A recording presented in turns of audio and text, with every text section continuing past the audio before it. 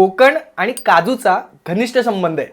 पण जागतिक पातळीवर या काजूची कहाणी काहीतरी वेगळंच सांगते. काय सांगते? वर्ल्ड इम्पोर्टच्या तब्बल 49.5% काजू भारत इम्पोर्ट करतोय. अगदी बरोबर ऐकलं. 2020-21 मध्ये आपण 7,000 कोटीचे काजू इम्पोर्ट केले होते. 2023-24 मध्ये हा आकडा 11,500 कोटींच्या पुढे गेलाय. एकूणच काय तर आपला इम्पोर्ट हा वर्षागणिक वाढलाय. भारत पहिल्या क्रमांकावर आणि दुसऱ्या क्रमांकावर आहे व्हिएतनाम.